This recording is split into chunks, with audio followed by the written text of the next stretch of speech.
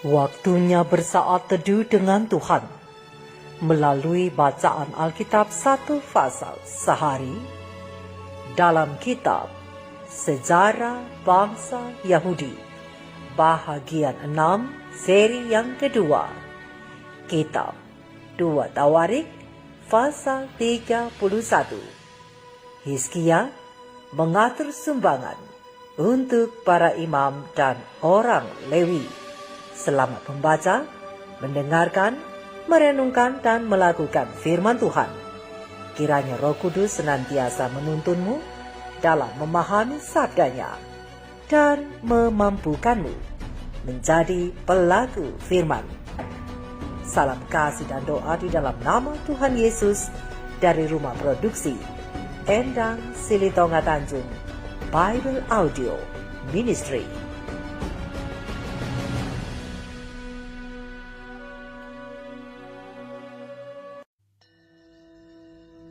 Setelah semuanya ini diakhiri, seluruh orang Israel yang hadir pergi ke kota-kota di Yehuda, lalu meremukkan segala tugu berhala, menghancurkan segala tiang berhala, dan merobohkan segala bukit pengorbanan dan mezbah di seluruh Yehuda dan Benyamin, juga di Efraim dan Manasye, sampai musnah semuanya.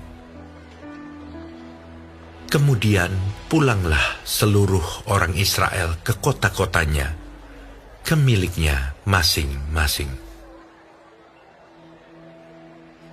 Hizkia menetapkan rombongan para imam dan orang-orang Lewi, rombongan demi rombongan, masing-masing menurut tugas jabatannya sebagai imam atau sebagai orang Lewi, untuk mempersembahkan korban bakaran dan korban keselamatan, untuk mengucap syukur dan menyanyikan puji-pujian, dan untuk melayani di pintu-pintu gerbang di tempat perkemahan Tuhan.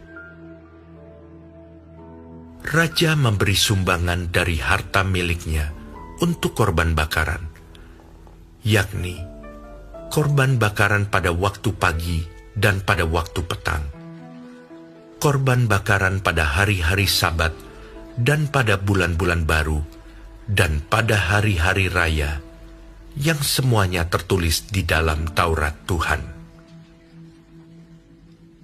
Ia memerintahkan rakyat, yakni penduduk Yerusalem, untuk memberikan sumbangan yang menjadi bagian para imam dan orang-orang Lewi, supaya mereka dapat mencurahkan tenaganya untuk melaksanakan Taurat Tuhan.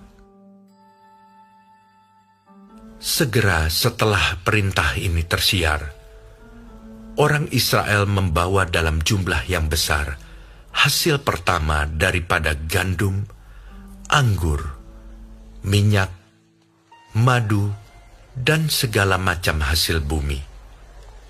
Mereka membawa juga persembahan persepuluhan dari segala sesuatu dalam jumlah yang besar. Orang Israel dan orang Yehuda yang tinggal di kota-kota Yehuda juga membawa persembahan persepuluhan yang terdiri dari lembu sapi dan kambing domba, dan persembahan persepuluhan yang terdiri dari persembahan kudus yang telah dikuduskan bagi Tuhan Allah mereka. Semuanya itu diletakkan mereka bertimbun-timbun. Mereka mulai membuat timbunan itu pada bulan yang ketiga, dan mereka selesai pada bulan yang ketujuh. Hizkia dan para pemimpin datang melihat timbunan itu, dan mereka memuji Tuhan dan umat-Nya, orang Israel. Hizkia menanyakan para imam dan orang-orang Lewi tentang timbunan itu, dan dijawab oleh Asaria, kepala imam keturunan Zadok, demikian. Sejak persembahan khusus mulai dibawa ke rumah Tuhan, kami telah makan sekenyang-kenyangnya, namun sisanya masih banyak. sebab Tuhan telah memberkati umat-Nya, sehingga tinggal sisa yang banyak ini. Kemudian Hizkia menyuruh menyediakan bilik-bilik di rumah Tuhan, dan mereka menyediakannya. Dan dengan setia mereka membawa segala persembahan khusus, persembahan persepuluhan, dan persembahan-persembahan kudus itu ke sana. Konanya, seorang Lewi, mengawasi semuanya, dan Simei, saudaranya, adalah orang kedua.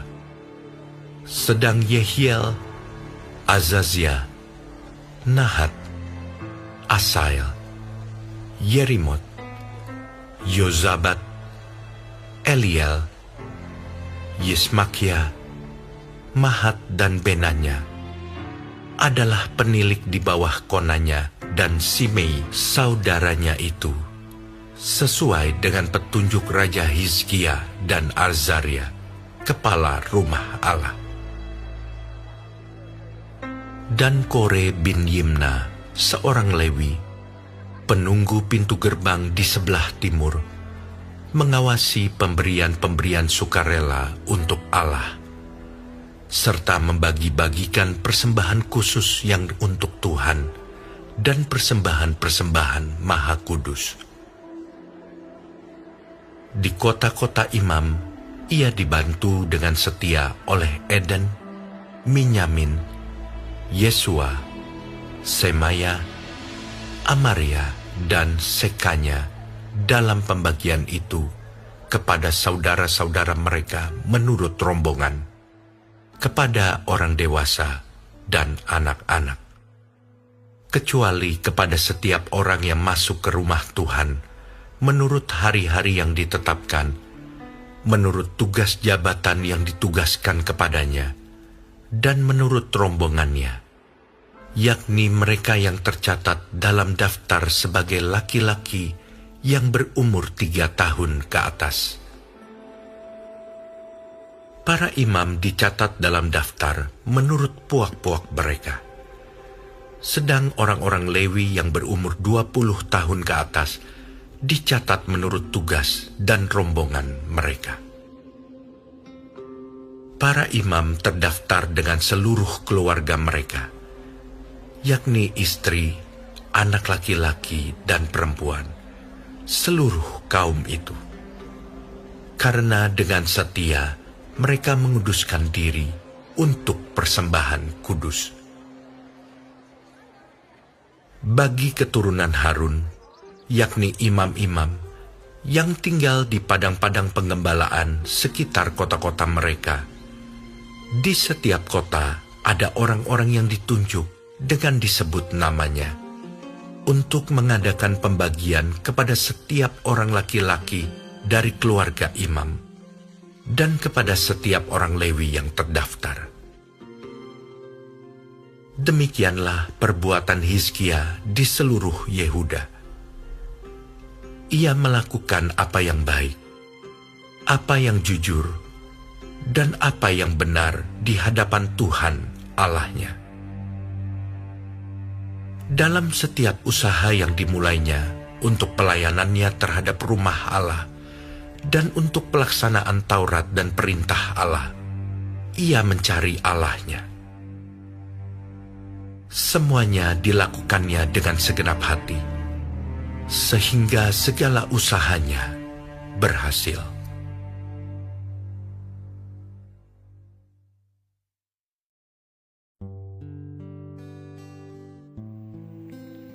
Kita telah menyelesaikan bacaan Alkitab 1 pasal sehari dalam kitab 2 Tawarik pasal yang ke-31. Sedikit perenungan melalui pasal ini tentang 3 prinsip hidup saleh di hadapan Allah bersama pena ilham ilahi roh nubuat. Para Nabi dan Raja halaman 192 alinea kelima sampai halaman 193 alinea pertama, atau di dalam Alfa dan Omega jilid 3 halaman 276-277. Terang kecil ini menjelaskan, sekarang tinggal suatu pekerjaan penting di mana mereka yang kembali ke rumahnya harus mengambil bagian secara giat dan menyelesaikan pekerjaan ini, menunjukkan bukti ketulenan pembaharuan yang telah diadakan. Catatan menunjukkan seluruh orang Israel yang hadir pergi ke kota-kota di Yehuda, lalu meremukan segala tugu berhala, menghancurkan segala tiang berhala, dan merobohkan segala bukit pengorbanan dan mezbah di seluruh Yehuda dan Benyamin, juga di Efraim dan Manasye, sampai musnah semuanya. Kemudian pulanglah seluruh orang Israel ke kota-kotanya, ke miliknya masing-masing. Terang besar Alkitab 2 Tawarik 31 ayat 1. Hizkia dan pembantu-pembantunya melancarkan pelbagai pembaruan untuk membangun kerohanian dan minat terhadap hal-hal yang bersifat sementara di dalam kerajaan itu.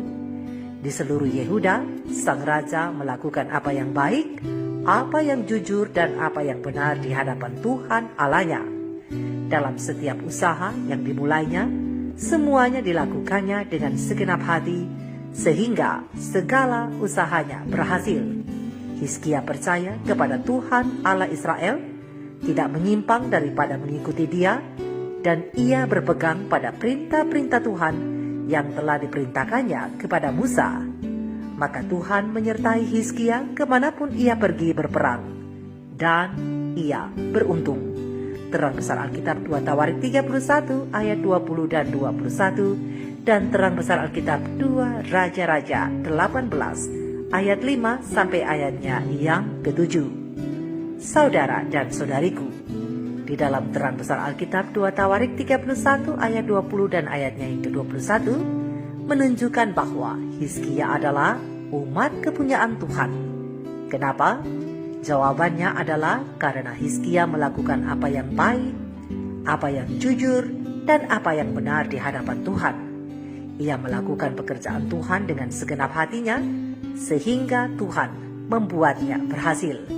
Seperti apa yang dijanjikan Tuhan di dalam terang besar Alkitab 1 Timotius 6 ayat 6, bahwa dalam melayani Tuhan dan beribadah kepadanya dengan rasa cukup, atau dapat kita simpulkan dengan satu maksud, yakni dengan segenap hati atau tanpa keterpaksaan, maka kita dapat memperoleh keuntungan besar, atau dengan kata lain, kita akan memperoleh kemenangan yang gemilang. Di dalam dunia ini, untuk mencari orang yang namanya manusia baik, manusia jujur, apalagi manusia benar, sangatlah sulit. Seperti apa yang digambarkan di dalam terang besar Alkitab Mika 7 ayat 2 dan 4. Namun sebagai milik kepunyaan Tuhan, Hizkia mengaplikasikan 3 prinsip hidup saleh di hadapan Tuhan, yakni hidup baik, hidup jujur, dan hidup benar. Saudara dan saudariku, baik belum tentu jujur, baik juga belum tentu benar. Tetapi orang benar, milik kepunyaan Allah, pasti baik dan pasti jujur. Mari kita renungkan ini bersama. Tuhan Yesus memberkati. Shalom.